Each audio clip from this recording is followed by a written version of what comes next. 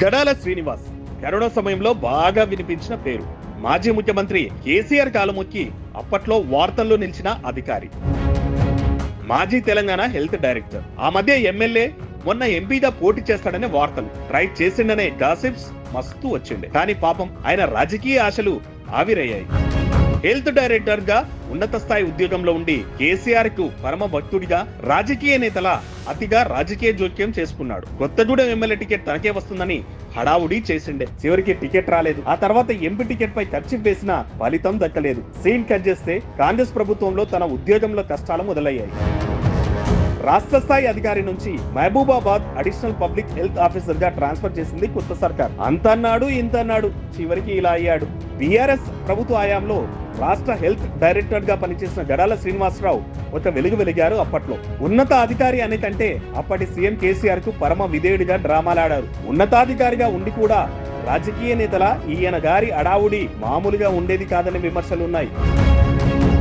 అప్పట్లో GSR trust పేరుతో కొత్తగూడెంలో వివిధ సేవా కార్యక్రమాలు నిర్వహించారు. సభలు, సమావేశాలు, ర్యాలీలతో హోరెత్తిచ్చారు. అవసరం లేకున్నా కేసీఆర్ ను అతిగా పొగడడం, ఓసారి ఏకంగా ఆయన కాళ్ళ మీద పడడం, ఇది అప్పట్లో పెద్ద చర్చకైతే దారి తీసిండే. అయినా కేసీఆర్ కాలపై పడడాన్ని ఈయన గారు గట్టిగానే సమర్థించుకున్నారనే విమర్శలు ఉండే. అవకాశం వస్తే కొత్తగూడెం ప్రజలకు సేవ చేసుకుని పుట్టిన గడ్డ రుణం తీర్చుకుంటానని రాజకీయ నేతలాగా సభలు నిర్వహించి ఉపన్యాసాలు ఇచ్చేవారు. టీఆర్ఎస్ తరపున కొత్తగూడెం ఎమ్మెల్యే టికెట్ కోసం తీవ్ర ప్రయత్నాలు చేశారు. తాను ఉన్నత స్థాయి అధికారి అనే విషయాన్ని మర్చిపోయిండే. రాజకీయ కార్యకలాపాలు ఒక పార్టీకి అనుకూలంగా నిర్వహించి మాట్లాడేవారు.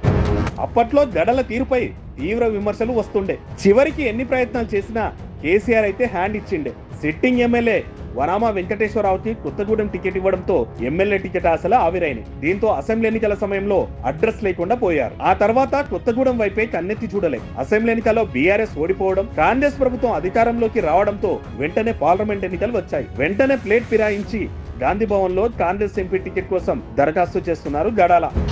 ఎంపీ టికెట్ కూడా రాలే. దీంతో గడాల రాజకీయం ఆశలు పూర్తిగా ఆవిరయ్యాయి. ఇప్పుడు అతని ఉద్యోగంలోనూ కష్టాలు మొదలయ్యాయి. Mahabubabad additional district public health officer గా ట్రాన్స్ఫర్ చేసింది కొత్త సర్కార్. ఉత్తర్వులు వెలువడ్డాయి. అయితే గడాల శ్రీనివాస్ ప్రస్తుతం లాంగ్ లీవ్ లో ఉన్నట్లు తెలుస్తోంది. ఆయన ఇప్పటికే 2 సార్లు వీఆర్ఎస్ కు దరఖాస్తు చేసుకున్నారు. ప్రభుత్వం నుంచి ఎలాంటి స్పందన లేకపోవడంతో ఆయన తిరిగి ఉద్యోగంలో చేరతారా లేదా ఏమి చేస్తారనే చర్చ జరుగుతోంది. చూడాలి మరి గడాల పరిస్థితి ఏంటో ఇప్పుడు.